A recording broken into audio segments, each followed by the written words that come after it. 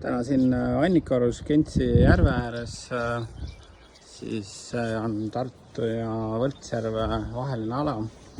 On üks eramaja nüüdki tulemas ja selline väike tuur siin, et allkarusel on saun, pesuruumid, panipaigad, tehnilised ruumid.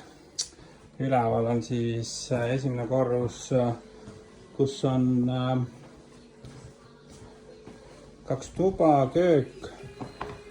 Et ruume on siin palju, maja on suur ja veel ka duširuum on esimesel korrusel.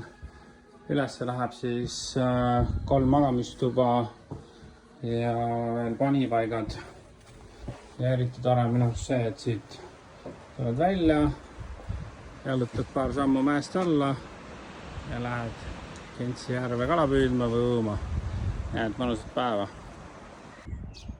Täna siin Annikarus Kentsi järve ääres siis on Tartu ja Võltsjärve vaheline ala.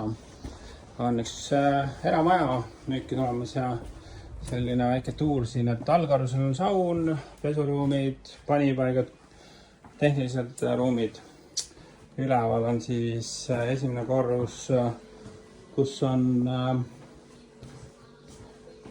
2 tuba, köök. Et ruume on siin palju, maja on suur ja veel ka duširuum on esimesel korrusel. Ülesse läheb siis 3 magamistuba ja veel panipaigad.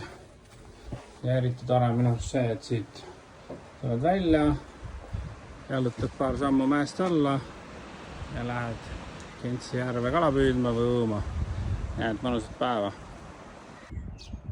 Täna siin Annikarus Kentsi järve ääres siis on Tartu ja Võltsjärve vaheline ala.